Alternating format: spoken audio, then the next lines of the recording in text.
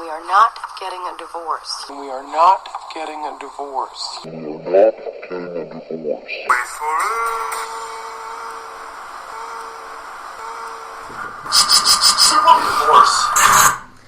Hello, welcome to this week's episode of the Super Divorce SUPERCAST Monster Squad Edition. Woo. I'm Nicholas Villars, and I'm the vocalist in this band, Super Divorce. I'm Bender, and I bang on the drums. Dale on bass. And Bob on the camera phone, taking pictures and documenting everything. So, yeah. Guitar, actually. Right on. Well, everyone, we've been building up all week towards this very special Monster Squad edition of the show, and tonight we're just going to discuss the movie. And we actually got together on Wednesday, and we all had a little family viewing session. Yeah. So it should be fresh on everyone's minds here. Yes. What'd you guys think? Let's start with Dale and Bender because you haven't seen it before. So. Yeah. Also, maybe disclaimer, you may not want to listen to this cast if you've never seen the film before. It's a good movie to just watch on your own. Lots of spoilers here because the whole show is devoted to it. So the movie is nearing 30 years old, but you know it's a little bit more on the obscure end of things. So it's actually on Netflix right now for your viewing pleasure if you have Netflix. Also on DVD and Blu-ray. So find a way to watch it and give it a watch if you haven't seen it. And make sure to listen to this podcast after you've seen it. Dale, what'd you think? I thoroughly enjoyed it. I thought it was super, super fun. And I now understand why you're kind of bummed that it doesn't have such a huge, cult following like the Goonies, like we talked about last week. Because it is. It's right up there. And, and it was. I thoroughly enjoyed it, and I am bummed that I didn't see it as a kid because I would have. I feel like I have a lot of missed years. Yeah. I could have been watching Monster Squad. You are a Goonies fan, right? I am, yeah. Did you notice that it's the same mom from the Goonies? No. Is it? Yeah. No. Wait, Yeah. Who's mom? The main character. Brand and yeah. Mikey? Yeah. No, I didn't even notice that. Yeah. That's wild. Yeah. Well, good for her. Mom in two really good movies. I thoroughly enjoyed it as well. As far as like going back and watching old movies for the first time goes, I enjoyed it much more than I enjoyed Labyrinth. And if you listened last week, you know that I have not seen the Goonies either. Yeah. But I was very entertained. Of course, being a horror fan, it really hit home with me a couple times. I loved the scene where Frank first appears to the kids or whatever, and it's like the little girl is sitting by the lake, just like in the original Frankenstein movie. Like, I thought that was a very nice touch. But yeah, I really liked it. I'd like to watch it again very soon. Was it what you were expecting about, or as far as like tone, the vibe it gave off? I think so. You think 80s kids movie, live action 80s kids movie, and that pretty much hits every stereotype you could possibly want out of a movie like that. So in the best of ways, it was exactly what I expected it to be. Another nice piece of trivia about that movie I always like to bring up is the fact that the guy who plays the Wolfman was Uncle Rico in Napoleon Dynamite. Yeah, I saw your post about that this week, and I never would have put the two and two together. But that's fantastic. Yeah. that guy rules. Yeah. So, Bob, anything on your latest viewing? Monster Squad, as an adult, is still just as good as when I was a child. You get some of the more adult humor and references and things like that. It's not a very long movie. It's only about an hour and 21 minutes, so you can breeze through it, have a nice, movie-going experience, and still have some time at the end of your night to, have a snack or something before bed. It doesn't. It's not like watching Lord of the Rings where you have to set aside an entire day to watch it. Super entertaining. All the monsters look great. I'm still back in the 80s on the practical effects front, because if this movie were remade today, everything would be CGI.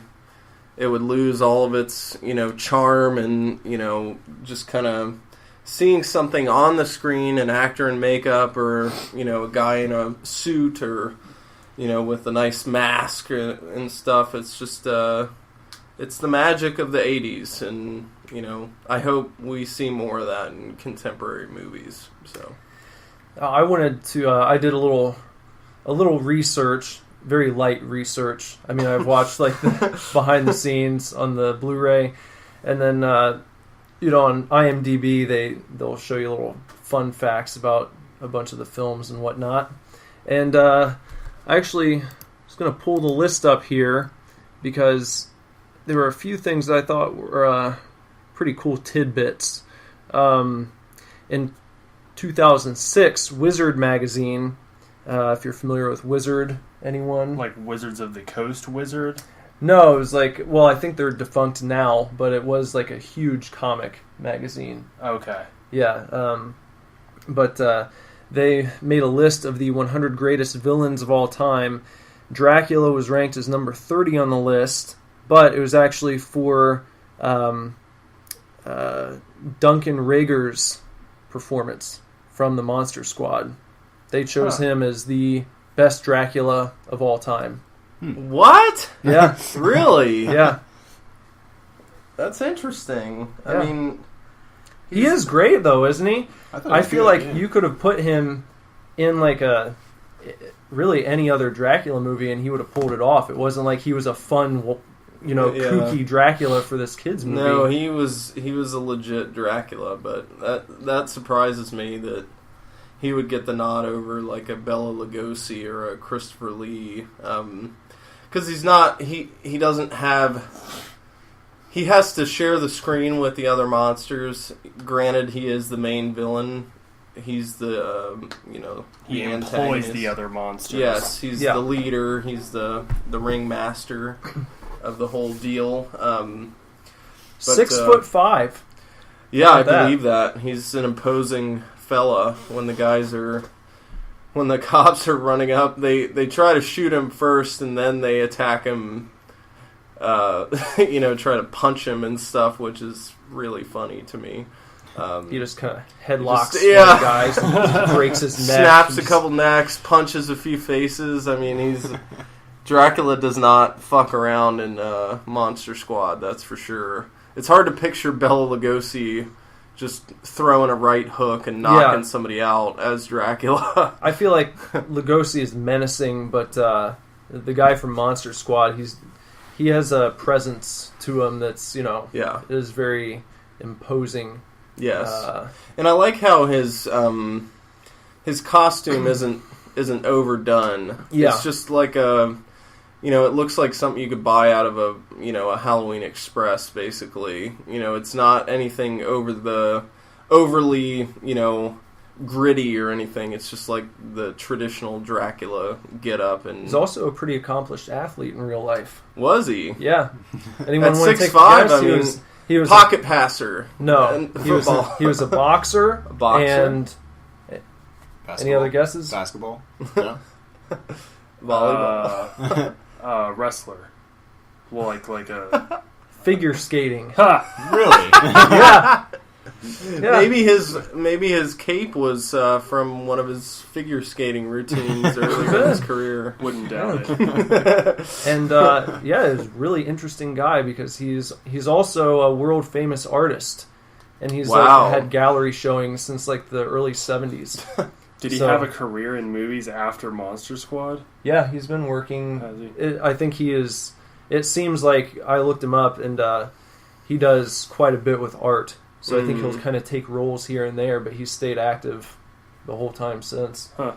That's cool. One of the newfound respect. Sounds like one of those guys that just kind of is good at whatever he does. Renaissance man. Yeah, yeah.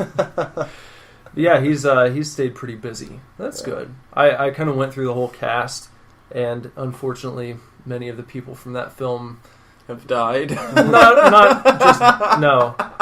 The old scary German guy's dead. I would imagine, Yeah. because the movie's almost 30 years old and he's like 70 in it. But I think he just passed away in like 2009. Really? Yeah. Wow. He must have made it into his 90s then, Yeah. I bet. So The dad, the main character's dad, he's still doing quite a bit acting. Really? Yeah. man, he's kind of an older dad. Yeah. He seems like he looks to me to be in his mid to late 40s in that movie, which is 30 years old. So, glad to hear he's still kicking, you know. I love that guy. I'd love to see him in other stuff. I think he plays a great 80s father, you know. He's got his flaws, but he's a strong, you know, manly father figure for the main character to look up to. Why can't I remember that kid's name? You remember Rudy and Horace and Phoebe the Phoebe? Well, fat kid, yeah. Kid. Horace Sean. is fat kid. It's Sean, yeah. You should Sean! Yeah. What, you know, Yeah. I think one of the best scenes with Sean and his father. The roof scene. Yeah. It has to be, yeah. Everybody wants to just sit and chill with their dad, and, you know, there doesn't have to be a huge talk or anything. He just shows up and gives his son, you know, he brings his son some fast food, and they watch they live conveniently, you know, a couple blocks up from a drive-in so they can see the screen from the roof of their house and sit down and watch a movie together. It's pretty cool. Bender, did your father ever bring you some fast food while sitting on your roof? No. No? We did not have access to our roof in our house. That was something I was always jealous of. Whenever Yeah. I'd watch Monster Squad, I always wanted to get up on the roof and just sit down, but I never had a house where I could do it. Honestly, I can't remember any times I've been on roofs except for here. Yeah, there's access to my... Well, it's not the actual roof of the house, yeah. but, you know, it's the overhang over the front porch. You can... Yeah. There's access to that. Yeah. Through the Actually, window in the and room hallway. we're sitting in, too, you can get out on... Yeah, on I've gotten out on the stuff. office roof there. Go out and Sure. smoke a J out there. No, I've had a cup of coffee. Cup of coffee. Yeah. I don't mean to... I'm not trying to incriminate anyone. No, But... I would admit it if I did. I just haven't. Not a routine smoker. Yeah. Yeah, that scene really resonates with me. That's one of the powerful father-son moments of the 80s in my book. Dale, what do you think of Sean's dad? A good dad? Oh, yeah, for sure. I liked him. Did the fight between the dad and mom sully your opinion of him? Oh, yeah, because he concentrates a little bit too much on his work. Yeah. And the mom... She doesn't take kindly to that. She feels a little neglected. I can see both sides of that argument. Yeah, absolutely. Though. I mean, he's a cop. He's got to do what he's got to do, and it's not like he's, you know, he called the station like, "Hey, I want to come in and, you know, go find the mummy that was stolen, you know, from the museum. Like, I really want to do that tonight." Like, they called him, and you know, I feel like. I mean, I don't have a cop as a father, but I feel like that would be kind of expected. That I wonder. There probably are cops out there who maybe they don't have the best family life, so they kind of sneak off to the next room and call the station and be "Hey, you guys have any work for me tonight?" Got something I don't for me to think do. that's what this man was. No, I don't. No, think it this is. particular cop dad is. And I was trying to do it in True Detective that one time, remember? Yeah. When McConaughey goes to... When Russ goes to have dinner, and Woody Harrelson tries to, like, get him an out, and then he's just like, "No, it's cool, I'm going to stay. I'm going to stay." Yeah. Totally fucks up the whole evening. I was gonna say, you know, in that scene as a child, you know, even as a child, I kind of understood the parents fighting thing because you see your parents fighting. You know, if your parents are normal people and not robots, they're going to fight eventually, no matter how good or bad their marriage is. But I think that resonates with me more now than it did back then, even because of what he says. He says, look, honey, I'm a cop. You signed up for that when you bought the package, basically.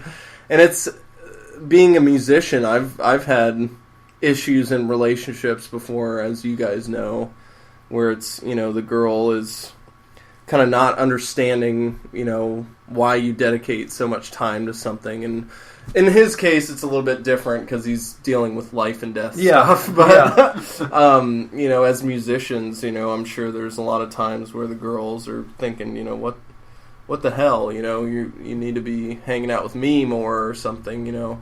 We haven't had that much lately because we haven't been playing a ton of shows, but when we put our album out and stuff, there's always that possibility that going off and doing your thing causes a little strain at home. So it's a smart movie. It's not just a mindless romp. There's a few things in there that you can relate to family wise.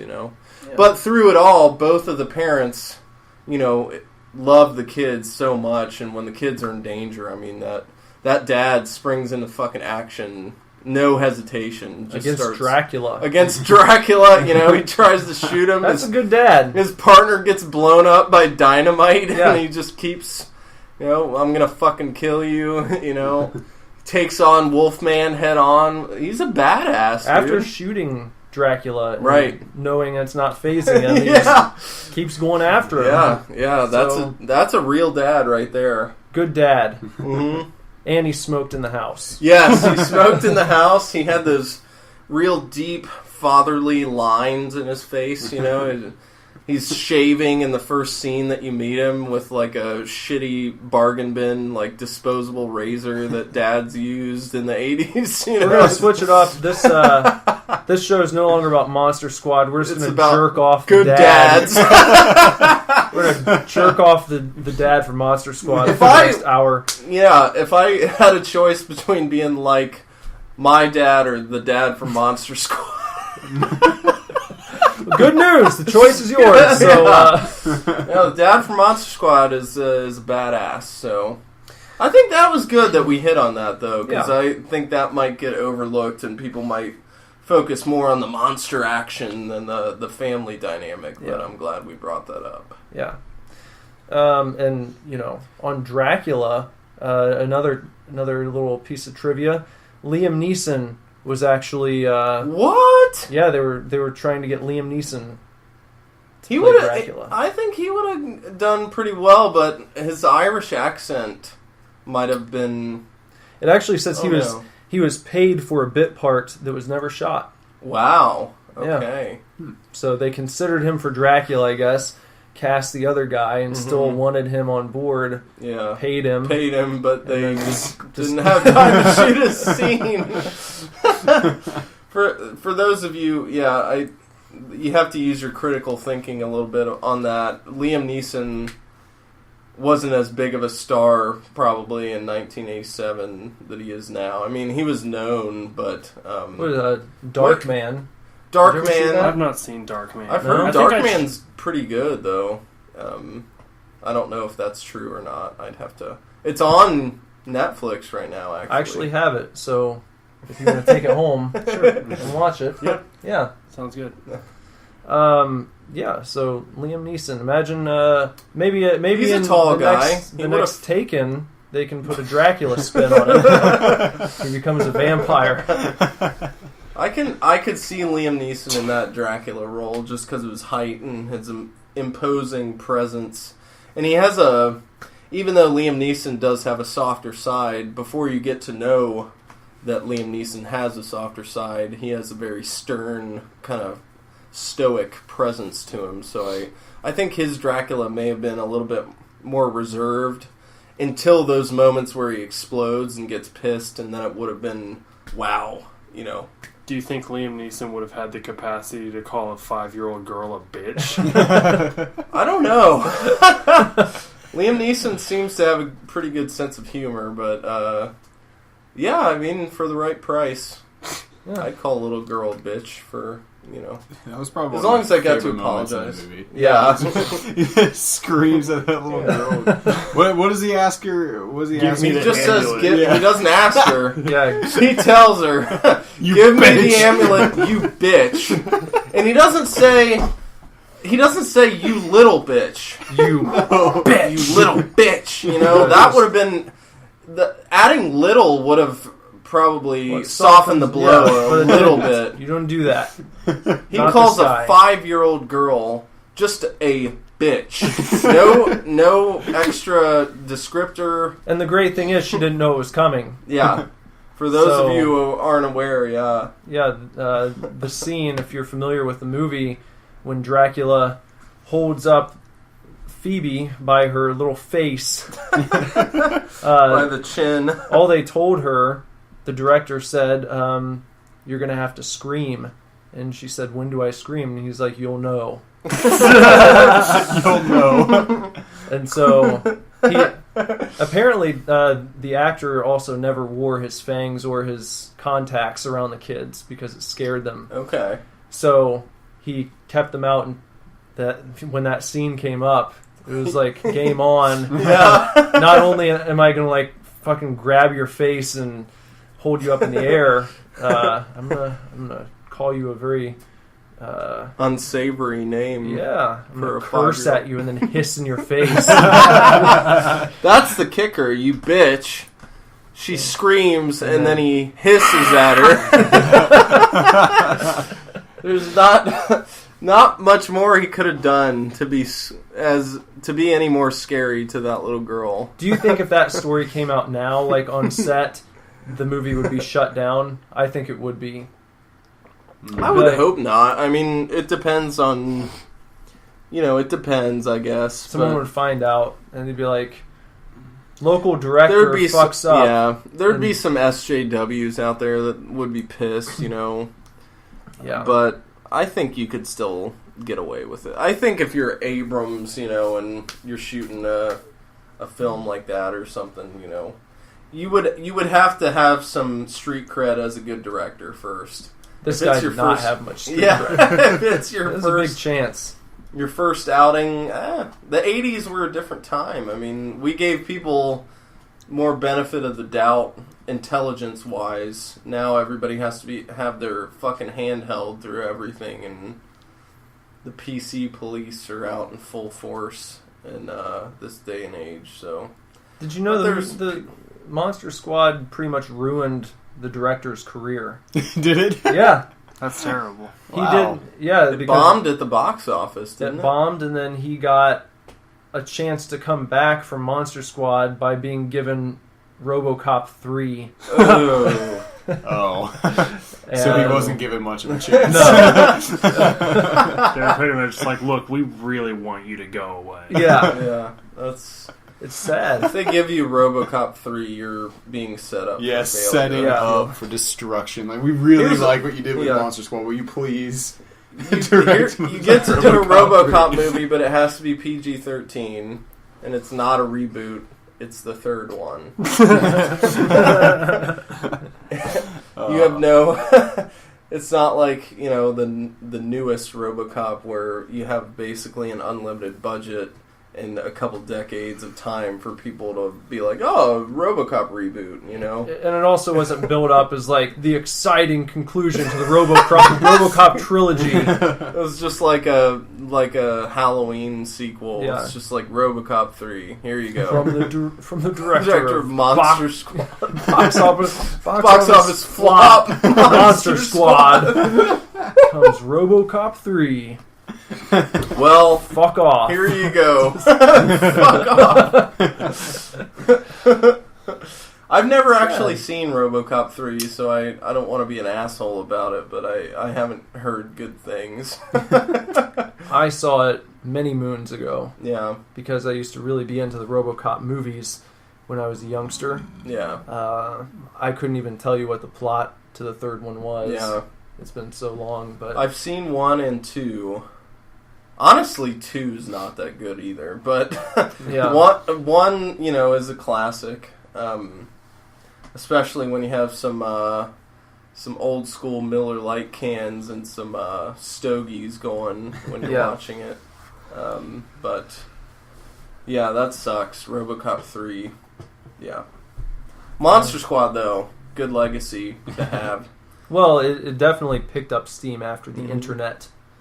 Yeah. Then, like many movies. Yeah, I think a lot of those actors with kind of the explosion of nerd culture are doing like some of the actors who aren't really being sought after for movie roles are hitting up, the convention scene, yeah. and I am fairly certain that I was at a horror hound convention where at least I think every monster was there. oh yeah, Nice. I think so. So Uncle Rico was...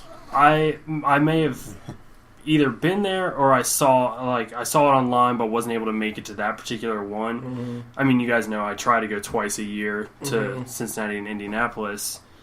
But I'm pretty sure they had like a Monster Squad reunion at one within the past year or two.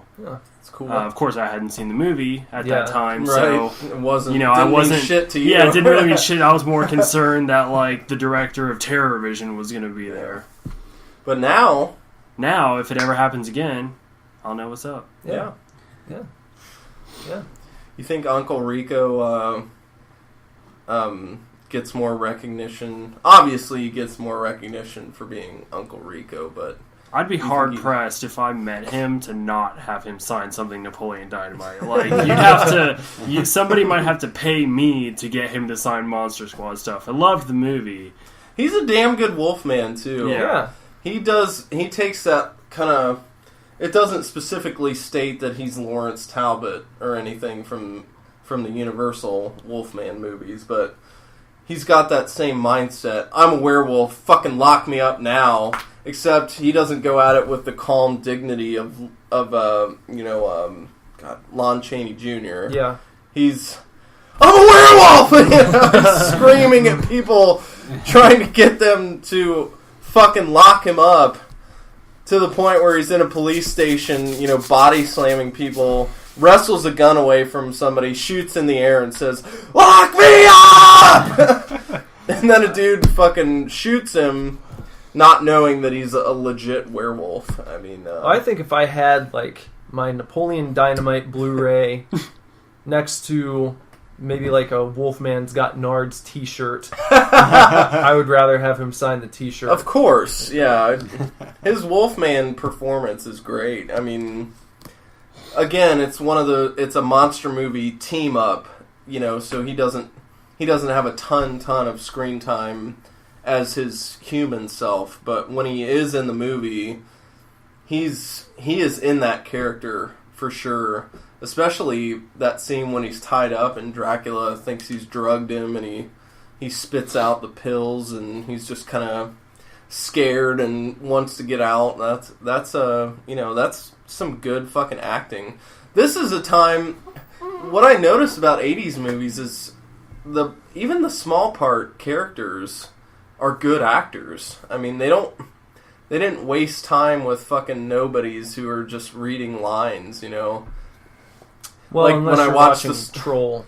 Yeah, I'm sure the lower quality 80s movies, yes. But in this particular film, and in good films from the 80s, they didn't waste... They spared no expense on shitty, on good actors to play smaller parts. I especially love the cop dad's partner. Yeah. That guy... Well, you'd be happy to know that he's been very active Good. since the movie as well. Good. So he's still trucking along in the acting community, Nice. landing roles left and right. So He's that's a good. he's a Good to damn hear. good actor. It's sad to Unfortunately, see him die in the movie. But Yeah. One who never really got a chance to get off the ground was the kid who played Horace. I don't know if you saw, he died in 97. When you told me that he died, I was wondering what the time frame on it was. So if he's between 10 and 13 in the movie, and he died in 97. I mean, he was only in his early 20s when he passed away. So I'd like to think that it was, something maybe with a pre-existing medical It was condition. pneumonia. I read that it was pneumonia, but pneumonia can be brought on by a litany of different things. I mean, drug abuse can be one of those. I would hope that, you don't want anybody to die, but if you found out that he, maybe overdosed and got pneumonia while he was in a coma or something, that's just sad. I think if nothing else, if he were still around, he would be enjoying the convention circuit these days. Of course, yeah. He's, he should be up there with Chunk, Yeah. I think. Yeah. Horace. I mean, whoever came up with that name for that character is brilliant. a genius. Yeah. It's just too good. Horace. It's funny, Chunk was Lawrence, Yeah. fat kid Horace. Horace, yeah. It's just a good name, and it just fits that character. I couldn't think of another, a better name.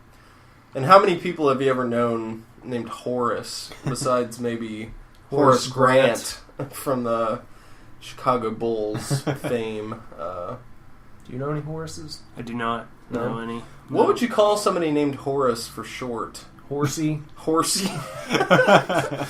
Whore? What about just whore? Ho? What about Ace?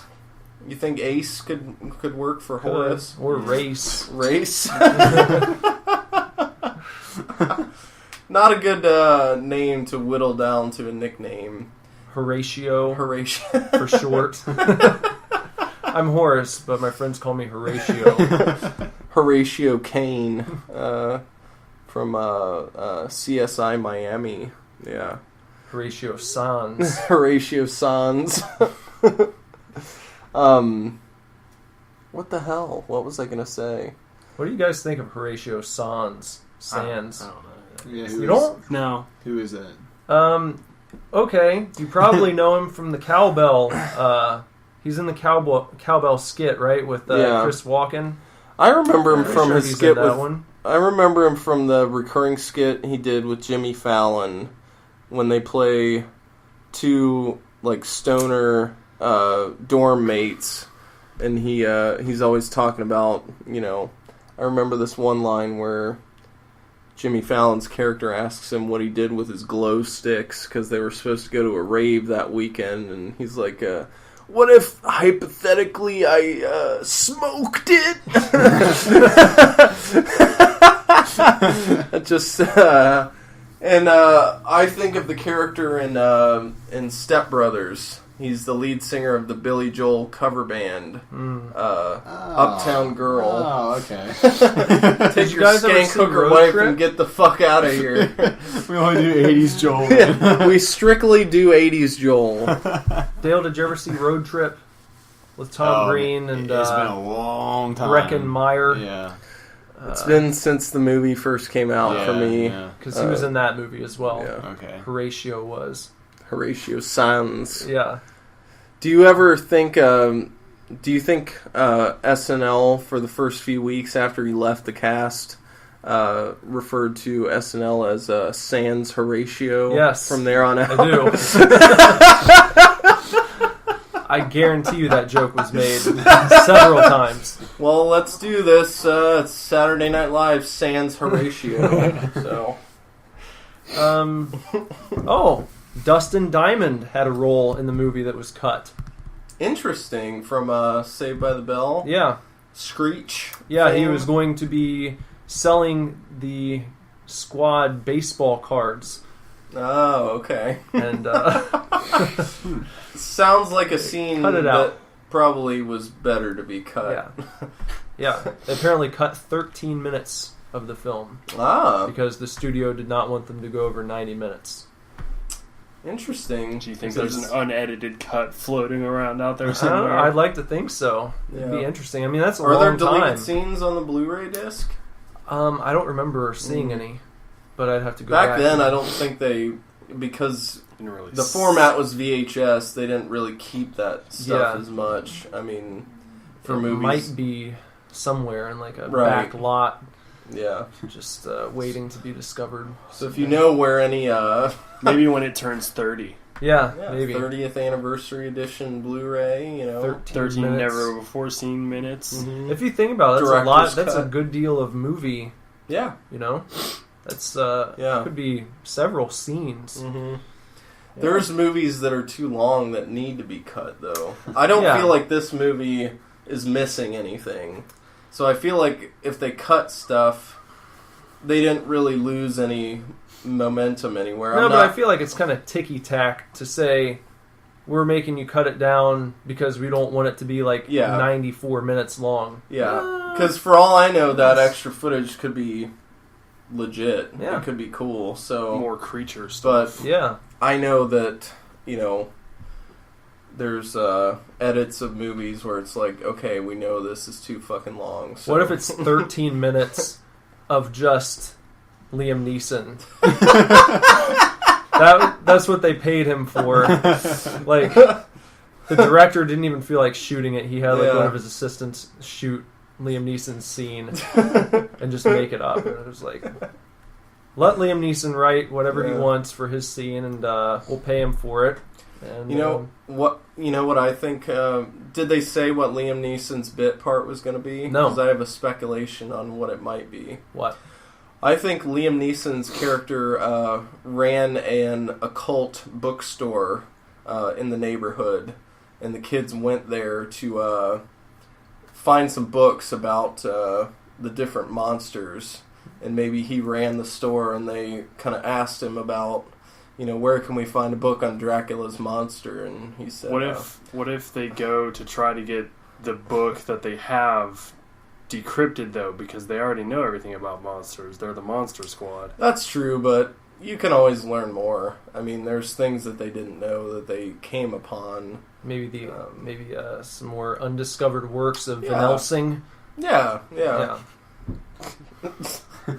I wonder what they paid Liam My Neeson. other option was Liam Neeson was like a bargain bin fake Dracula. Like that, maybe he's shooting a commercial for a used furniture store in a Dracula getup, and he scares the children by accident. They think it's the real one, but he's just kind And of they dressed stake like him through the heart. The movie takes a very dark turn. Yeah. It becomes more like The Outsiders. They're like running from the authorities. Yeah. It's like Lord of the Flies. Yeah. That was the extended cut. Do you think they'll ever do a Lord of the Rings and Lord of the Flies mashup? No. That's like asking if they're ever going to do a Lord of the Rings, Lord of the Dance mashup. Like, That would make more sense, probably, actually. Maybe Michael Flatley as Frodo. I feel like Michael Flatley would be Aragorn. I don't think he'd be Frodo. Either Aragorn or Legolas. But he's the big name. Yeah, Michael Flatley's who the story is about. I mean, Lord of the Dance is about Michael Flatley, so you got to put Return of him the in King the role. is about Aragorn returning to the throne. Yeah, but the whole fucking Gondor. thing's about Frodo. I don't know about that. Being Frodo, I don't care. Lord of the Rings is an ensemble cast. It's not just about Frodo. I just feel like if you're gonna cast Michael Flatley in a dancing like- Lord of the Rings, He's like 59 years old now. well, how old was Frodo? He was probably 59, wasn't he? He was up there. No, he wasn't. Yeah, he was. Elijah Wood was like No, in his early not 20s. Elijah Wood. Frodo. the actual himself. character of Yeah. Frodo. Yeah, If his because the hobbits aged very well. Well, Bilbo ages well because he fucking has the one ring. So It was his 111th when he turns 111, birthday. he hits and gives up the ring. He goes down real fast. He ages immediately and starts. I thought it He's was just dead that the by the hobbits. I thought it was just that the hobbits aged well. No, you're trying to pull some shit right I'm now. not trying to pull shit. that makes complete sense to me. That I don't see any Frodo other would have embarked on old the hobbits journey in the when movie. he was in his 50s or so, No. because that's not even halfway through their lives. Well, isn't that Frodo's uncle? Yeah, or right? Isn't that Uncle? how they're related? They're, Yes, uncle. And you'd think that there's probably about 25 to 35 year difference between the two. Like, if we were like thinking like age perspective wise, that would make sense. So that would put Frodo at like 70. yeah. See, maybe you guys are conservatively estimating his age. Well, maybe he was just an old uncle. That's true. Yeah, he could be like a late brother type thing to Frodo's father. Oh no, we're getting off course. Different podcast. 111th birthday! Sounds drunk when he says that. Can we acknowledge that at least? Yeah. Can we agree on that? I haven't seen Today is my 111th birthday! It's like Harry Carey. That's what he sounds like. I haven't seen Fellowship in too long, so It's I can't. the boring one.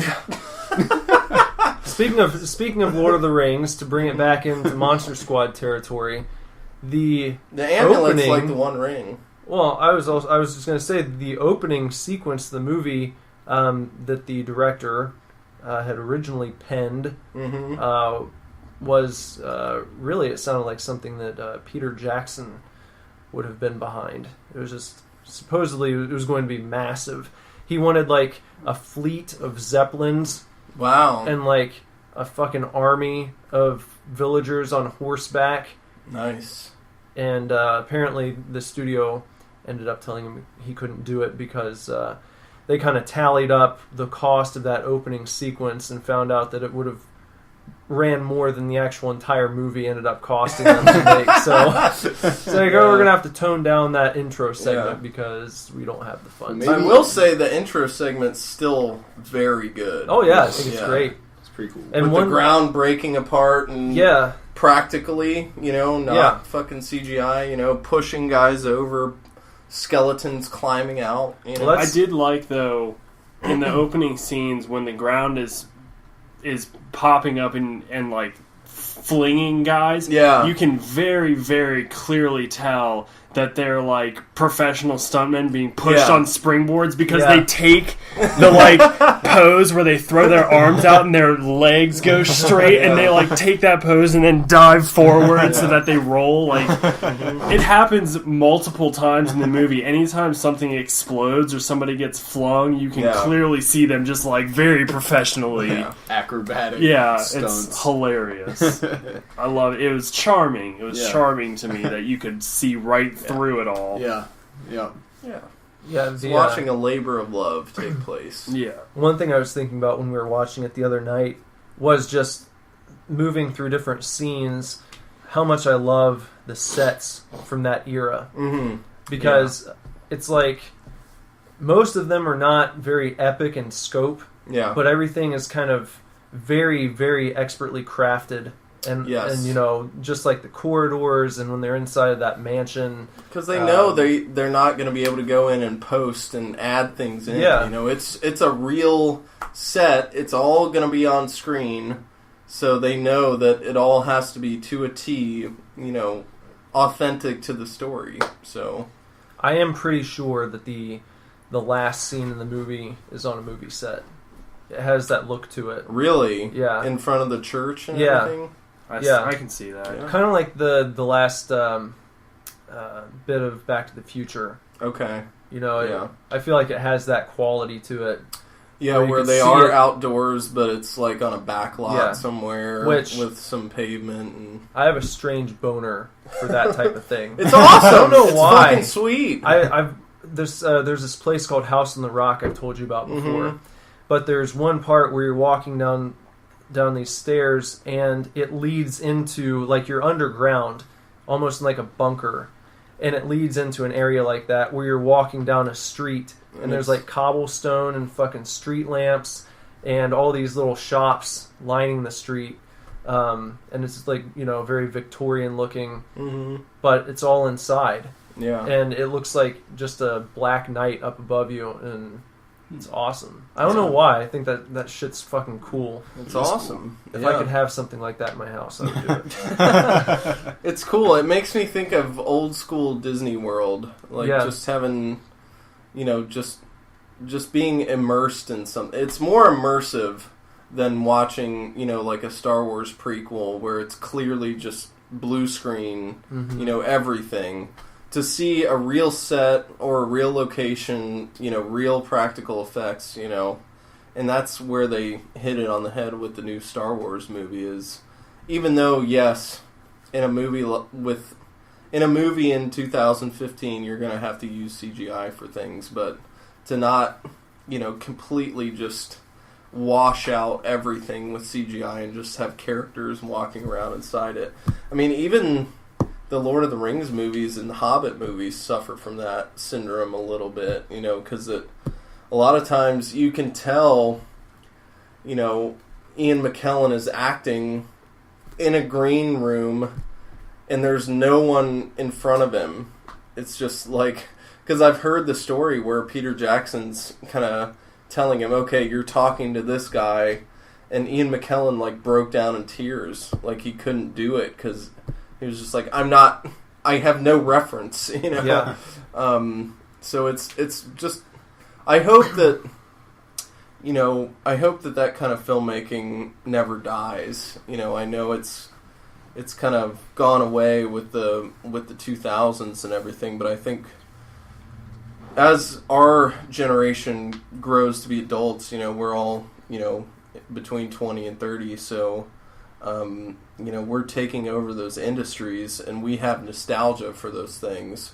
So hopefully, the millennials will kind of lead the charge to bring back some of those practical effects and use them in conjunction with CGI. You don't have to lean too heavily on one or the other. You can use them both to craft a great movie. And not to jizz on Star Wars too much, but Episode 7 just struck that perfect balance for me. So, Do you guys have a favorite practical effect or practical effects from a movie?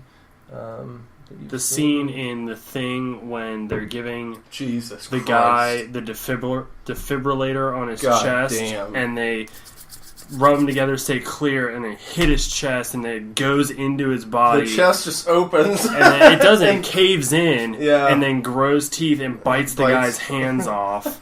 And you can see it. He pulls his hands out, and the skin stretches as his arms come off. And then the guy's head pulls itself off and grows legs and becomes a spider head. That's my favorite right there. That's my favorite. I've never even effect. seen that movie, but I've watched that scene. That scene is fucking awesome. It's absolutely fucking incredible to me. That I don't know if it's just the art of it is dead. I know CGI. I guess it's easier to do to have somebody animate it, but you got to think that somebody out there recognizes the charm and just the craft of practical effects, and it's just When you mentioned skin being pulled, it made me think of when Rhodes is being torn apart yes. at the end of Land of the Dead. Choke on him. Yeah, Day of the Dead. yeah. Day of the Dead. I don't know if you've heard the story of how they got that, all the guts and everything. It was cow guts. It was real meat, Really? and it was rotting. Oh god. Yeah. By the time they got to shoot the scene, so it's everyone on the set was just overwhelmed by the stench of rotting meat. Have you seen it? You've seen Planet Terror where they rip apart Tom Savini. Yeah. Yeah. Mm-hmm. Oh, you know what other... I don't know how... It must be a practical... It might be a practical effect. Maybe not. But the scene in Shaun of the Dead when the... I can't remember the other guy's name. Not Nick Frost's character, but the other friend that looks with the glasses. Yeah, I know who you're talking about. When he gets pulled out of the window and his intestines get pulled out while he's still screaming, that's a pretty gruesome scene. Yeah. And they look real as fuck. So I hope that they are. I'd be surprised if they didn't use practical effects throughout most of that movie. Yeah. Just with Dale, them do you being have a favorite practical effect in any movie? Nothing really, like, not like a particular thing comes to mind, but I'm like sitting there like thinking about all these movies you guys are talking about, and one movie that comes to mind for me is Evil Dead. It's one of my all-time favorite movies. I love the Evil Dead movies, but this isn't a practical effect. It's just one of those charming little 80s movie moments that they first get to the cabin, and they're in one of the rooms, and it's like Ash is in there, and he's like looking around all creeped out, and the camera like pans through the room, and you can see a blatant reflection of the camera and the cameraman. It's dark outside, so you can just see it like it's a mirror. Yeah. It's like, oh, there's the cameraman right there. It's not really a practical effect. It's just I love that. I love that that's in the movie still. There's a goof in Monster Squad like that. Is there? Yeah, it's the the three sort of concubine vampire ladies. Yeah. I think it's when they're in the mansion, they pass by a mirror and you can see all three of them. All three of the yeah. reflections. Yeah. They didn't think about that, I guess. So they didn't cover their bases on that one. Yeah, they even made it a point to talk about the fact Yeah. that vampires Yeah. don't have a reflection. Scary Yeah. German guy is the one who said it. Tisk Yeah. on that. You could argue... If George Lucas had directed Monster Squad, he would have gone back and fixed that. And CGI'd some Gungans in there somewhere. I watched Jedi recently, and have you watched the 2011 Jedi on Blu-ray? I mean, in the celebration scene at the end, they cut to Naboo, and there's Gungans dancing around. It's real. I mean, that's a real... I don't know why you have such a big problem with it. I don't know. It's just there's a CGI Doug in Jabba's palace. I mean, Doug? Yeah, a Doug. Like what the hell? Sebulba. Oh. It makes sense because Sebulba is from Tatooine. I wasn't thinking. I was thinking Doug Funny. So was I. That's exactly what I was thinking. I was like, pretty sure he's not in Star Wars. Speaking of Star Wars, though, being fresh off watching Jedi, I have to say the Rancor is a pretty goddamn good practical effect. That puppet, the goo in its mouth, when it crunches that bone that Luke jams in its mouth, it's all just, its claws and the way it moves. It's not a cheesy, because sometimes with stop motion, it's kind of got that cheesy, like, kind of... it's a little glitchy looking. Yeah, it's glitchy, especially, like, when I think of RoboCop, the Ed 209 or whatever, you can clearly just see the stop motion going on, and its movements are really, really stuttery, I guess, but... That Rancor just moves so smooth, and, it's just really...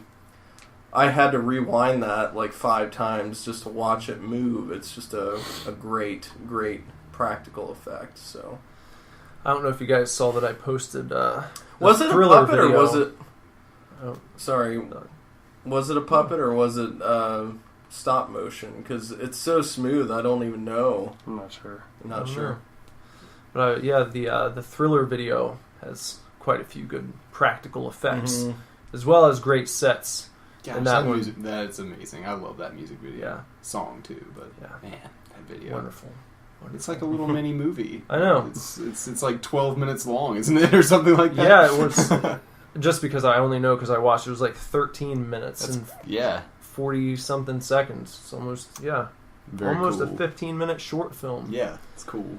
But I think the creepiest part of that video is Michael Jackson's advisory before it starts that he does not believe in the occult.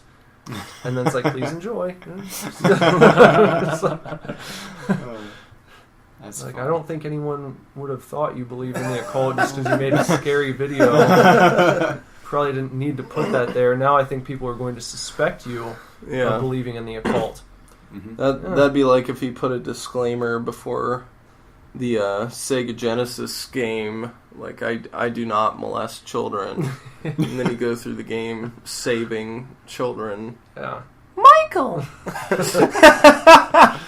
That's a real thing that happened in the 80s. Wow. Yeah. Have you seen the Sega Genesis Michael Jackson game? No. What's the game called? Moonwalker. Moonwalker. Michael Jackson's Moonwalker. Yep. It's a side-scrolling, kind of like platforming 2D 16-bit Sega game. And I don't know if it's all the levels, but in some of the levels your goal is to rescue small blonde-headed children. Basically boys. Macaulay Culkin. Yeah. Yeah. And when you rescue them, they say, Michael! It makes me very uncomfortable to hear that. Yeah, the Angry Video Game Nerd has an episode about it. You should check it out. And, I definitely he will. starts to It's play funny. the game, and he's like, okay, I know what we're all thinking right now, so let's just get it out of the way. I did Michael! not know that there's a Michael Jackson video game out Yeah. there. I had no idea. If you're going to... Here's a question. Let's go around the table. If you guys were going to add one monster to the Monster Squad, who would you add? That's a good really, question. really good one. Because you have the classics. You have Dracula, Wolfman. So you got to pick one. Pick one monster. Huh. I'm trying to think of I'm trying to another think of- monster yeah, that would fit with them. The Invisible Man. Yeah, because he's universal. Yeah. I'd put the Invisible Man in there. I don't know much about the Invisible Man. You know, it's not like it's not a favorite of mine. My one gripe with the movie is that there wasn't enough creature. Yeah.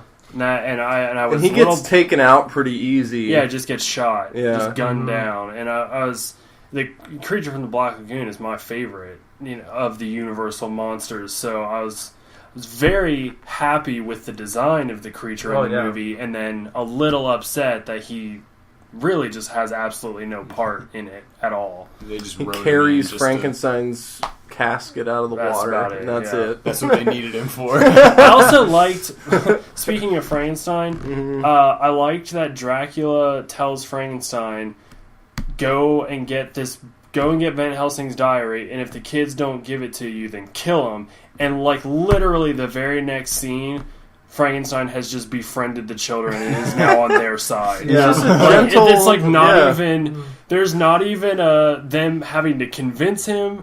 It's just like, No. all right, he's good now. Well, Like, he's fuck it. he's kind of like hesitant from the beginning. You can tell Frankenstein's kind of like Lenny from Of Mice and Men. Like, to start with, he's not the Frankenstein that gets startled and starts accidentally strangling people. He's just a big softie. So I like that. I just thought it Frankenstein. was the quick change Yeah, was very amusing to me. yeah. But I would put the Invisible Man alongside that team.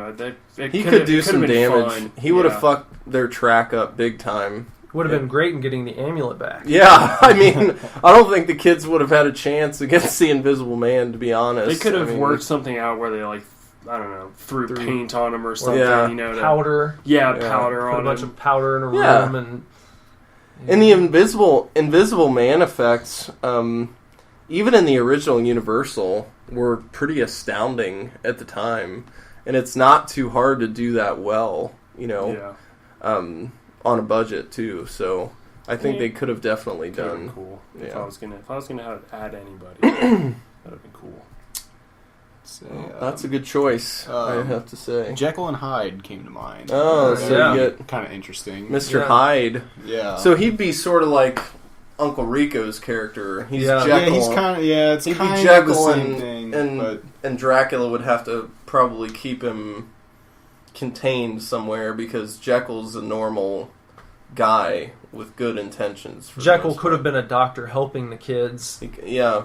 who then gets somehow converted by Dracula. Dracula drugs him and then force feeds him his old serum. Yeah. there you go. Maybe there's a scene in which Dracula, breaks in somewhere and obtains some of the serum that's left over from Or the Jekyll's Invisible time. Man could have drugged him. Right, yeah. So, if you could bring both of them in. Yeah. There you go. Yeah, that's a good point. Yep, because then you'd have another kind of unwilling accomplice to Dracula, sort of how Wolfman's character is. He's sort of just because the regular guy part of the Wolfman is just like fuck this, you know. How about a witch? Oh. Witch? Is that your pick? Yeah, I think that's what I would Okay. add. A witch? I feel like if you did like a nice... I'm thinking like, have you ever seen the movie Witches? Like Roald I've Dahl's not. Witches? Yeah. No, I haven't Oh, seen you it. haven't? Okay.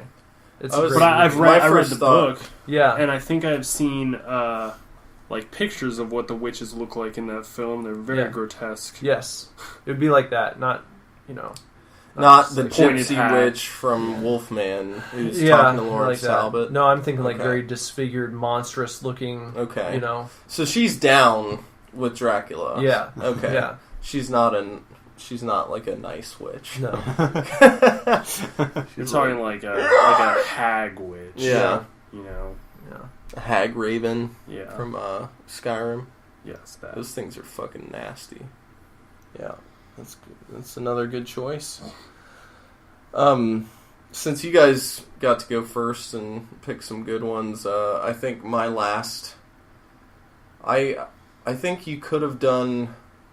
Oh, man. I don't know how, though.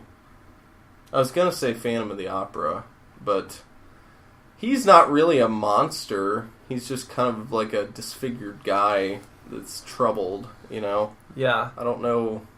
He's one I could also see helping the kids. Yeah, I guess... More the, I don't know if he ever has interacted with Dracula in the Universal monster movies. I'm just trying to think.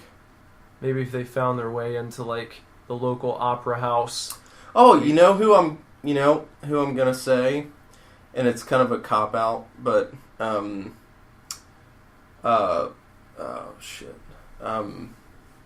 Lon Chaney Jr. played Dracula's son in Son of Dracula, which is a Universal monster movie, and his name is Alucard, Count Alucard, and he is not like Dracula. And he could have played a role sort of like Alucard plays in Castlevania, where he's the rebellious, well-intentioned son of Dracula who wants to get out of his father's bullshit and be a good vampire, So he's trying to kick Dracula's ass. So Alucard shows up, maybe scares the kids at first because he maybe bares his fangs a little bit on accident, and then he has to explain to him, look, that's my dad, and I want to kick his ass, so I'm joining the Monster Squad too. Yeah. And he'd be a formidable opponent for Dracula, for sure. Yeah. Count Alucard. Lesser known Universal monster, but... Good picks. Mm-hmm. No one said Bride of Frankenstein. I thought that was my first thought, but I liked Jekyll and Hyde. Yeah. I Yeah, did. yeah. I liked Invisible Man. If I could have gone first, he probably would have been my first choice. it's a good one. Yeah. How does everybody feel about what if they were to remake Monster Squad? Would you want to see it? Who would you want it to be directed by? If they had to make a remake, Not if they had to, just like what if somebody proposed a remake? Just a best case scenario. best case scenario. Like, So who's at the helm? Jeez. I don't know. today's Monster Squad, huh? I That's have tough. Yeah. There's not many movies like... There's really no movies that skirt the line between adult and child-oriented. The only thing I can think of, which I've never seen, is Super 8. Yeah. Have you guys watched that? I've not. J.J. Abrams' No. joint. I thought it was a Spielberg deal, or did he I think produce J.J. it? Abrams directed, I Oh, think. okay. And I think Spielberg was involved. it's Yeah. like an homage to E.T. and, Close Encounters and stuff. So I would honestly be interested to see what Kevin Smith would do with a Monster Squad movie. He's certainly got that. He's got the reverence for the 80s that you would need in a director to bring back the Monster Squad gimmick. And with him kind of getting into horror, Yeah. I know he's a fan of horror, and now he's making some horror movies. And He's I don't got a think daughter, Harley Yeah. Quinn. She's 15. She could have a role. He wouldn't be afraid to make it edgy, No. which is what that movie would need. Yes. So it wouldn't be watered down and shitty. That would be the trouble if you're looking at it in a realistic way, is getting a movie studio to approve a kids movie that says bitch and damn and has Wolfman get blown up and there's fucking guts and stuff. Well, the original is PG-13, so I feel like Yeah. you could do that. You'd have to really do some lobbying for a PG-13 kids movie. Because really, I mean, the 80s were probably the only time that kids movies really flirted with adult themes that much. 'Cause Yeah. you got Goonies and Monster Squad. Gremlins is another big one that just has tons of adult shit in there, and it scared the shit out of me as a kid. The Gate, which I brought up before. Yeah, I still want to see that. Have you guys seen The Hole? It's on No. Netflix. It's probably, I would say, it doesn't have the adult elements that like Monster Squad has, like the blood and the guts and stuff, but it's probably the closest thing to a children's horror movie of like the late 2000s that I can think of. I watched it once and I was entertained, and I think it came out in like 2011, maybe even later than that. It's on Netflix, but the characters in that movie are, I mean, probably supposed to be like 13 or younger. Okay. So, I would say, as much as I appreciated like the adult aspects of Monster Squad, because the first time I saw it, I was 26 years old. I think you could kind of take into consideration where society is now, where like they're not just gonna like let their 10-year-olds go see, a PG-13 movie with bitch and all the blood and gore and stuff that's in Monster Squad.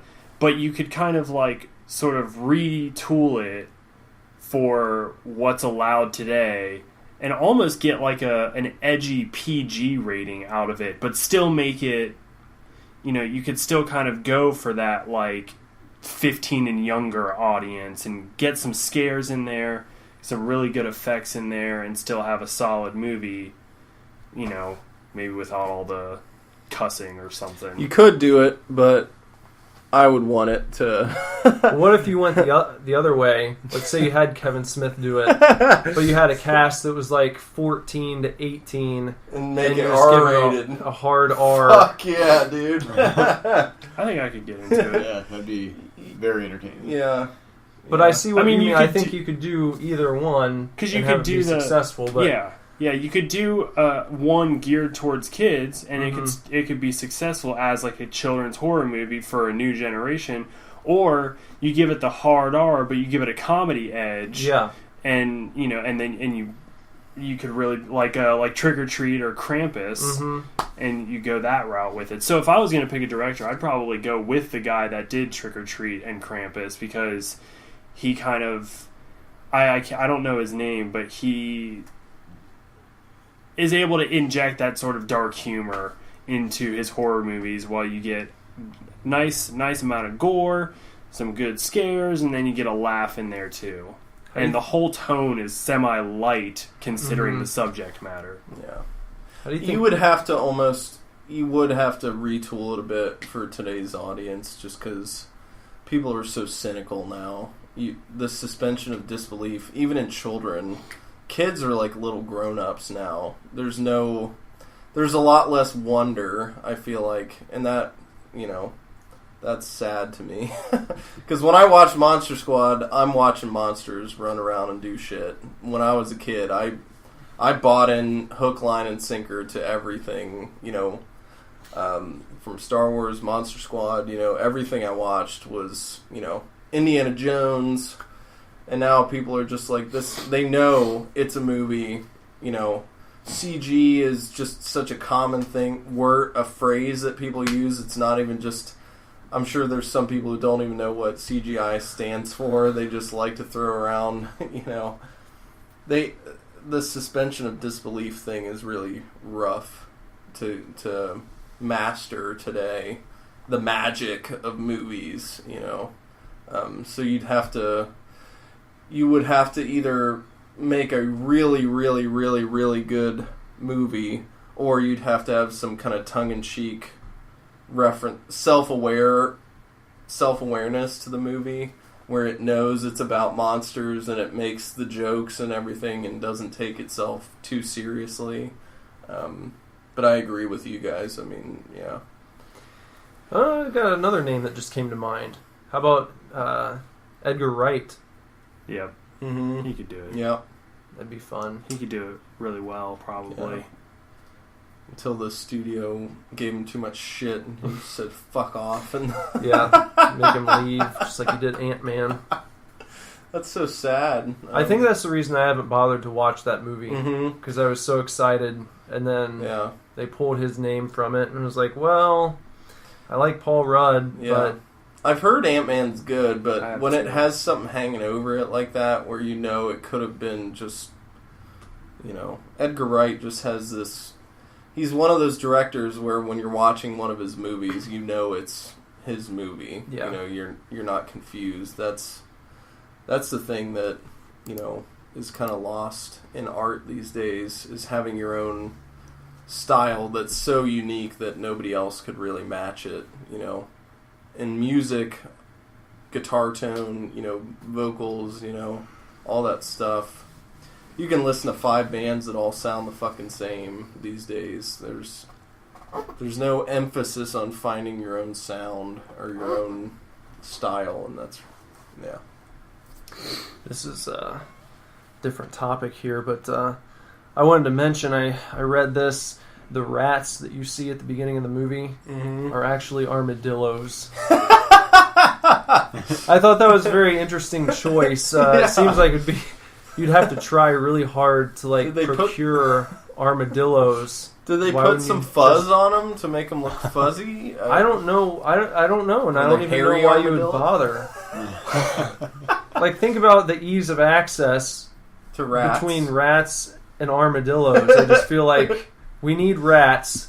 Let's get some armadillos. Armadillos are bigger. Yeah, that's the only thing I think is maybe they wanted them to look very large. Yeah. So we'll just get armadillos for the shot. That is, armadillos have a rat-like tail. Yeah. So if you obscured them enough, obviously none of us noticed that without the trivia. So they pulled a fast one on us there. Yeah.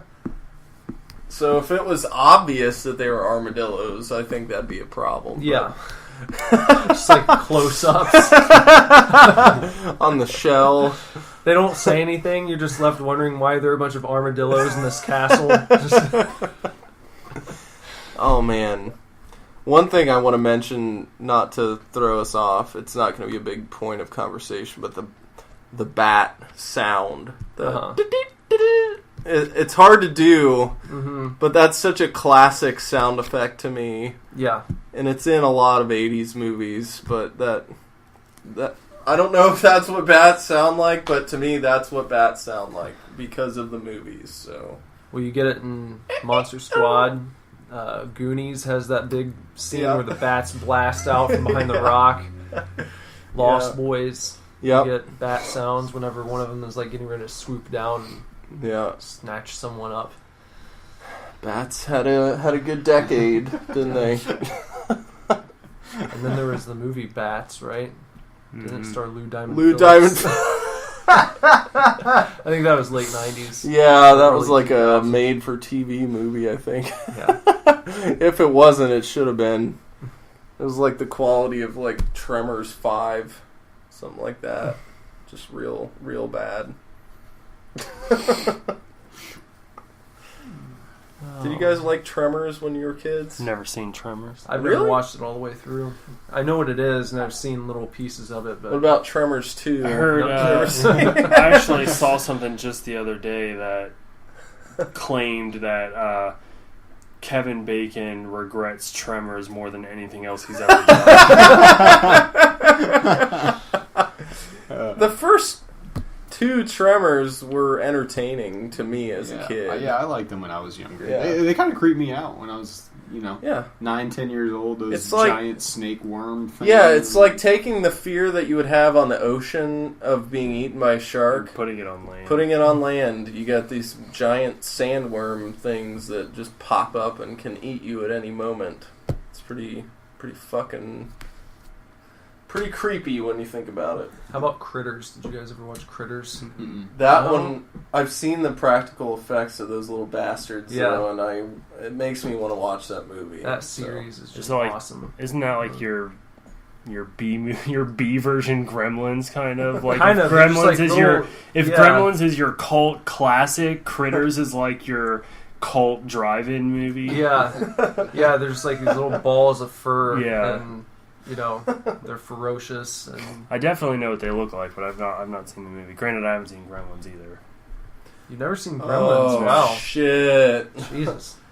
You gotta see Gremlins, man. We gotta do a Gremlins episode now. Just like we did with Monster Squad, I think we should do a Gremlins night. And then Gremlins 2 is good, too. Oh yeah, Gremlins 2. I have more memories of Gremlins 2 when Hulk Hogan shows up and... yeah. There's a Hulk Hogan cameo in Gremlins 2. Spoiler, sorry. I always, for some reason, I I remember. want to see it now. I don't want to see it now. I always remembered the boss in Gremlins 2. Mm-hmm. His name was Dan Clamp. Yeah. Yeah, that asshole who runs Yeah. the big corporation. Yeah, That guy, yeah, he's a classic villain trope, I guess you would call it. There's some gruesome shit in Gremlins. The mom puts a gremlin in a blender and fucking turns it into green goo. yeah. Gremlin gets put in a microwave. They kill people and party and stuff. It's just a fucking... You will never see another Gremlins. It's... I'll have to go back and watch it as an adult. We really need to watch it on Blu-ray because I'd love to take a trip down that memory lane too. Because it was one of those movies that I loved watching as a kid, but it also scared me. So I would like close my eyes during some parts, but some parts the Gremlins are nice in this part and they're dancing with each other, and then when they were being assholes and killing people, it's like ah! Yeah, I always felt really bad for the science teacher Yeah. when he's like trying to feed the one a candy bar and that fucking pulls him underneath that whatever it is. It's like a big cabinet. It's like it's got like a zero bar. He's trying to feed it. That's how you know it's from the 80s. Yeah. Jesus Christ, I remember zero bars, yeah. Yeah, I didn't it is like a- them, but... I mean, they still make them, but Yeah. I've never seen someone eating a zero bar. Like I don't know since- how the fuck they manufacture them and put them in stores. I don't know. when no I one liked eats them. I You remember like them? going through a phase Isn't it white where, chocolate? Yeah, And, and maybe white chocolate and nougat or Yeah. something like that. But my grandfather used to buy zero bars. Zero bars and paydays. Paydays? Yeah. See, I love Paydays, actually. Yeah. Paydays is one of my favorite candy bars. I love the simplicity of it. Just caramel and peanuts. That's it. It's a classic combo. Maybe we should do next week's show about candy. Fuck yeah. Dude. I will make a case. I seriously will rant for an hour on why Nutrageous is the greatest candy bar ever made.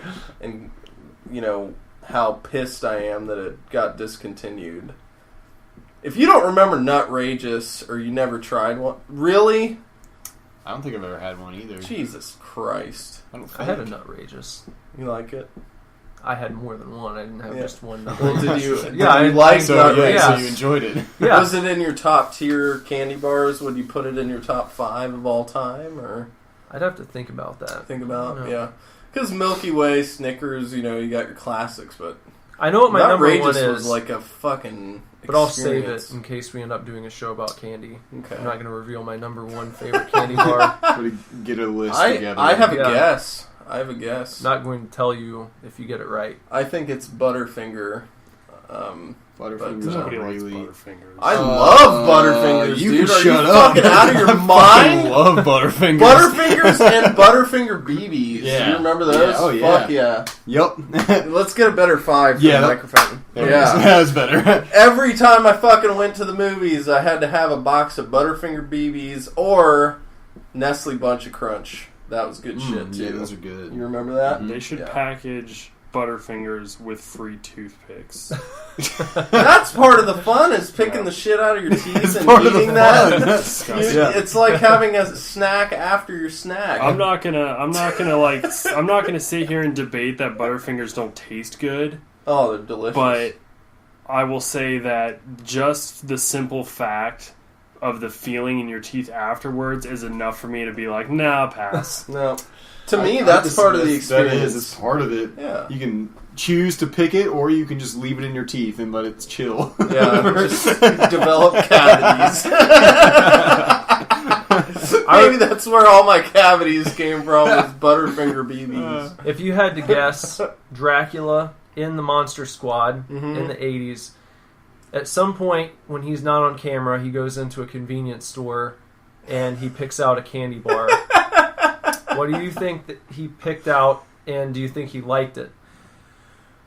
The character Dracula? Yes. Okay. What I'm concerned about, number one, is that he has fangs. Yeah. So he might not be wanting the Butterfinger right off the bat. But he's going to have no frame of reference. So he's just going to look, judge it by the packaging, and buy it. He will probably be able to read it so Yeah. he can see, and maybe some of the ingredients will be familiar to him. I'm guessing he would know what chocolate is. Yeah. And caramel. It's tough. Because he's Dracula, he's hundreds of years old. Yeah. So his taste palette's probably a little bit different than your average 80s human. So he might have a taste palette that's, I don't know.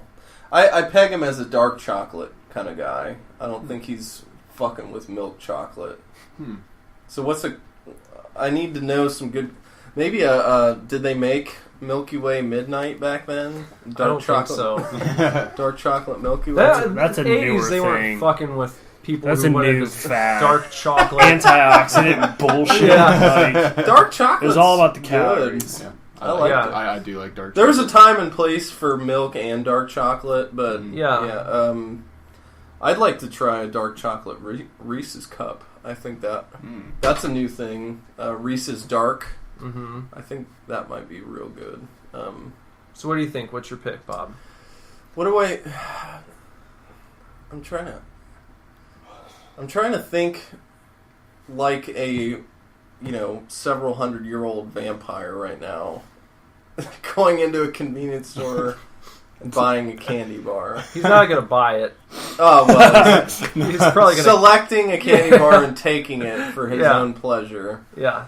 I think he's more likely to attack the cashier and feed on their blood. But if we have to choose a candy bar, You're not Yeah. playing along. I'm gonna say a Heath bar because it's a more old school style packaging. Mm-hmm. He may be able to read it and just kind of identify that it's it's chocolate and what the fuck is that shit called? Toffee? Toffee, yeah. It's like the hard toffee. Yeah. It's sort of like a Butterfinger, but it's not peanut butter flavored. It's hard to describe. It's a Heath bar, plain and simple. I think he bites into it and gets a little stuck to his fangs because it's the exact same texture as a Butterfinger, and maybe he gets a little pissed off and throws it away. But I will say right now, Heath bars to me were an old person candy bar. My whole life until I fucking tried one. I love Heath bars. They are fucking delicious. They are good. And I love the mini ones that you get in like a box of chocolates. The little sticks that are the hard toffee with the chocolate. Oh man. One of the classics in my book. So Heath bar for Dracula for me. Dale, what do you think?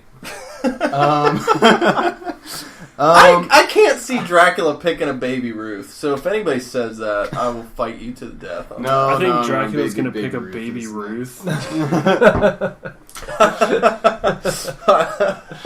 There's the There's the animosity that we Yeah. have on our podcast. No, I do have an answer though. Okay. I'll go after Dale. I don't know why, but I feel like I see Dracula being intrigued by a Twix bar. He sees that, he's like, "What? There's a cookie inside of this candy bar?" And I feel like he would give it a shot. Yeah. And you get two in there. And Cookies aren't too. he indulges, so he's like, "Oh, there's two." Yeah. Twix bar. He'll go with the Twix bar. Do you think Does he he like enjoys the Twix bar? He takes a bite and just. Yeah, I honestly don't see Dracula enjoying any candy bar. He's a bloodsucker. Have we established that vampires even eat food? I mean, they suck blood. That's what they do. I mean, do they? But for This pleasure, is a just for hypothetical fun. question. I don't know why you're trying to I suck think- the fun out of it. No pun Well, intended. this is what you do on a podcast. You dissect fucking pointless things. I think that he still has taste buds. Okay. If So- we're rolling with that, I'm fine with it. I was just Yeah. asking the question. Yeah, I think that he can still. It's just whether or not what he tastes is going to be favorable. Contrasted next to what he's used to drinking, which is blood. Is it a nice Human Which change? is blood. why this is why Human blood. the choice that he's going to make and probably enjoy is a Milky Way. Why Milky Way? Because a Milky Way is just like chocolate, nougat, and caramel. He doesn't have to crunch through anything. He's not true. eating toffee. He's not eating cookies. Mm-hmm. He's just chewing a thick, semi-liquidy substance a la blood. Mm-hmm. You can't go wrong with Milky Way. No, you I'll can't. be honest. That's a good. And good he candy may bar. not. I'll kind of agree. Like he might not like it, the taste of it, but the consistency is going to be enough to keep him coming back for more. Sounds Okay. oddly sexual to me for some reason. No, I feel like that's probably the best answer so far. You're welcome. What do you I got, put a lot Nick? of thought into this. What do you got, Nick? What do you guys think of an original Hershey's bar? Just plain, just the classic Yeah, chocolate Just a bar. classic Yeah. chocolate bar. I think I would agree with that based on my original logic about the Heath bar, is that the packaging is very simple. It's plain block letters. He's not being too adventurous about it, even less adventurous in your case for the plain Hershey bar. Same with Bender's, he doesn't have to worry about getting things stuck in his teeth because milk chocolate melts in your mouth, as we all know. And I think he can. It's not going to require him to chomp through a bunch of stuff. Yes. He can break it off into neat little rectangle Yeah. pieces, So you and can just try one rectangle at a time. and I bet because he's a member of the living dead, Mm-hmm. his body is probably pretty cool, so he can put the rest of the chocolate in his lapel or in a pocket, and it's not going to get all melty, and he's not going to get chocolate fingers because his hands are probably ice cold. Yeah. So it would be a perfect choice for Dracula to have a Hershey's bar if he were going to have one at all. Any Good. candy bar, that's my pick for Okay. Dracula. And I think that he would take it and he would enjoy it. You think he would like it? Yeah. I think he would like it as dessert to some nice blood. Yeah, I don't I think think it's he- going to, I don't think he's going to make any declarations of going off human blood after trying his candy bar. They'd probably be like, oh, that was pretty good. Now I need and maybe to, incorporate the chocolate into his blood-sucking. yeah. Habits. Uh-huh. Sucks a little blood, on drizzles. the Yeah, old, lets Hershey some of bar. it drip off his fangs onto the Hershey bar. Real quick, Dale, I think one thing that he might find amusing about the Twix is that he could just kind of he could stick one on each fang, you know? Yeah. You could Kind of be play a little walrus. game with Yeah, it. get a tusk thing going. If you felt silly for a second, Yeah, you yeah. know? There You has see to that. be some silly times in Dracula's Yeah. day. He could in there, in the convenience store, go ahead and pop one on each fang, and then walk up to the store Cashier. clerk and say, "Ha, Dracula!" And the guy's like, "Ha, very funny." And then takes them off. No, You really. still have to pay for those Dracula. I'm gonna eat you now. Yeah. Yeah, I'm gonna literally suck your blood until you're dead. And I'm not going to pay for these.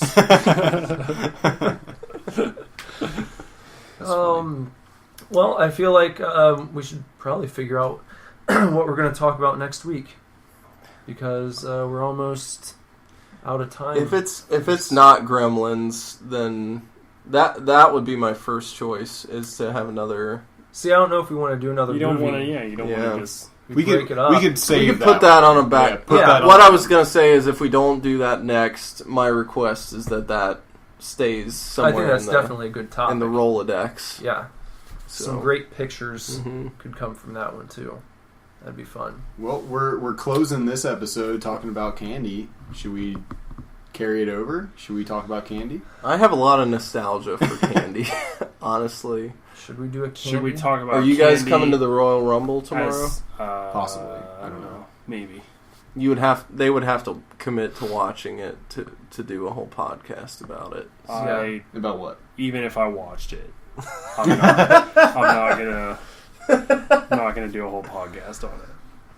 Party pooper. I don't get that. We will do a wrestling podcast at some Mhm. point. I won't be here. You will be required. If we do a comic podcast, or what is something along the lines of wrestling that I don't partake of that you guys do? I would make an effort to read something or watch something. And are we getting too I'm just saying- far into I'm our just group saying. dynamic? Why don't we do... All I'm saying is, like, I'll totally watch it. I just Uh-huh. am nowhere near educated. Well, you don't have to be. Yeah, That would be... that would be the fun of it, is to An get outsider's an outsider's perspective. absolutely outsider's perspective on the, because wrestling is kind of, when you examine it outside the mind of a fan, it's kind of Dumb. funny. Yeah, it's grown men pretending to they're pretend fighting. What time is the Rumble tomorrow? It starts at 8. Yeah, pre-shows at 7. They usually go till about 11 at night. Yeah. I work a double tomorrow, 6 to 7. So You could be here in time for I know it. I could be here in time. It's one of the big fours, they say. Yeah. It's a long day.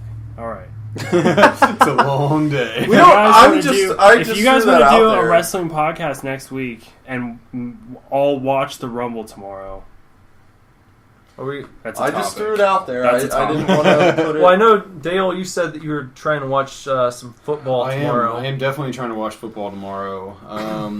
Well, I guess it depends. I'm obligated to drink beer while I watch football. You know, I guess I have to be mindful of that so I can still drive after the games.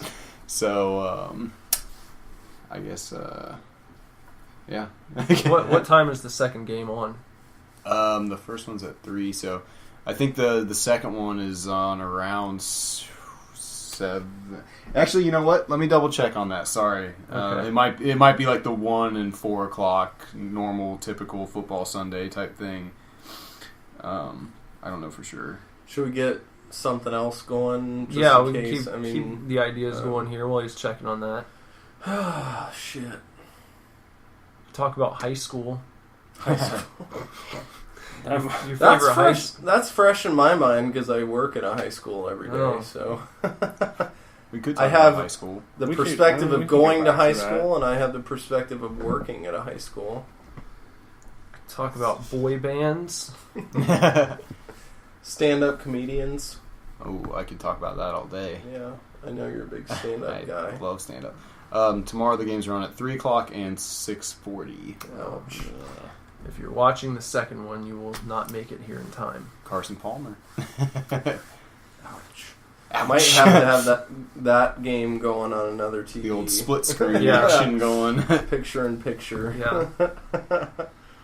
High school's not a bad idea. I mean, everybody can relate to high school, and we all had, I'm sure, very different experiences throughout high school. I don't think any of us went to the same school. So No, we didn't. What if we talk about school lunches? I could talk any food-based subject is right in my wheelhouse. So. I see a binder over there, collector's trading cards. Yeah, those are all Pokemon cards over there.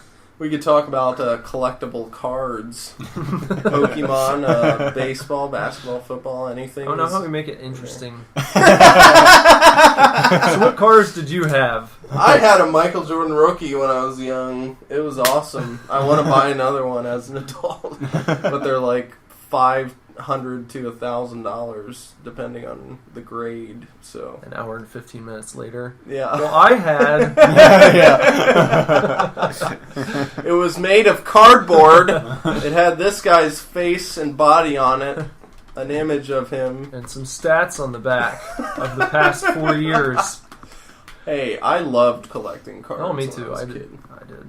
So Beckett Yeah. The Beckett book. or Tough Stuff. I don't know if you remember I never that did one. tough stuff. I did a lot of Tough Stuff. No. Yeah. Because Tough Stuff had all the sports in it. Because Beckett, you'd have to buy separate. It was a pricing guide for trading cards. What if our the following week's topic has to sort of blossom from the current week's? So you take an aspect of the current week's topic and then... The candy would certainly fall in that. We talked about... What else did we talk about? Practical effects. Speculation of various fictional characters' favorite candy bars.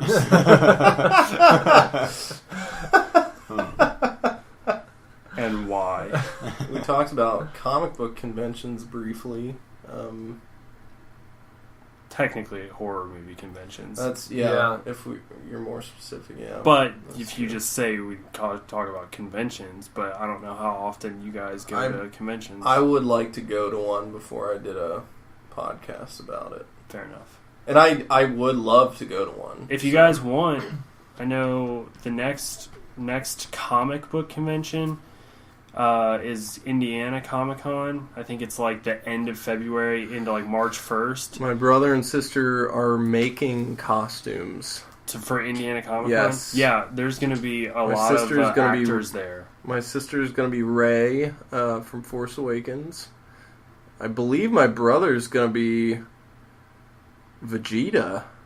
So I just wanna I'm meet- not positive on that, but he's big into DBZ. So. Ian McDermott's going to be there. Yeah. I want to meet Emperor Palpatine. I've seen the flyer for that and all the different guys. Ray There's a- Park, I believe, is. Oh, gonna be that's there, too. right. Yeah. I want Darth to go. Maul, for those of you. Who We don't should know. make a band trip to Indiana Fucking A. Comic Con. Yeah, I'm down for that. I would do that. Meet Ray Park. I'm into it. So what's our topic for next week? Shit. Shit. We're going to talk about shit. Poo. It's tough being in a room full of 4 creative people and not being able to come up with the topic. I like the candy one, the candy bar. I told you guys that holds a lot of nostalgia for me. So we're going to talk about candy next week? What was the other one? Oh, the Rumble, yeah. Yeah.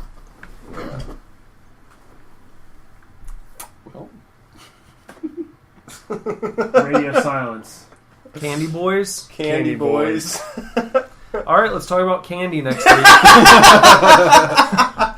I don't think we could have let that drag out anymore, so can we leave it open for, No, because we have to announce it. Okay. That's how we have to start building already. Well, we better knock this out of the park. 'Cause people are gonna. It's a hard sell to be like, hey, listen to our podcast about candy. Well, fucking Mark Summers did the show. Unwrapped. Everyone loved that. Yeah. Everyone loves candy. We can all do research. We'll find interesting candy facts and we'll talk about them. Happen. We'll find interesting candy. We should all go to Jungle Gyms and buy weird ass candy. Oh, that'd be good and too. eat it and then talk about it on the show. Yeah, we can review it as we're chatting. Everybody make a personal list of your top 5 favorites. I would say 2 lists. One of your favorite chocolate candies. And one of then your favorite fruity fruity candies. That's like... What about your least favorite candies too. That's another Because good I have one. candies that I All very of much Bob's hate. favorite candies are my least favorite candies. Is that true? I was gonna say, Jesus. I don't know, maybe. It We're might setting this up for a fight. It's a Well, we candy- agreed on Milky Way. It's a candy showdown. All right, tune in for the Candy Showdown next week. Oh man. Please listen. It'll be funny. Yeah. It's not going to be a straight, here are the ingredients of a Milky Way bar. It has this many calories. All right. Nostalgia candy. This has been Super Divorce Supercast Monster Squad Edition. Hope you liked it. Tune in next week for the Candy Showdown. Time out. You know, I've been doing the portraits and the videos of the day. Like, Yeah. How is that going to work with candy? I've already been thinking about that. I think Don't worry about him. This is going to draw candy bars, got I guess. I just pictured Bob Barker with chocolate smeared around his face, just munching down on a nice Snickers bar or something. Gosh. Okay. Well. talk to you guys next week. See ya. See ya. See ya.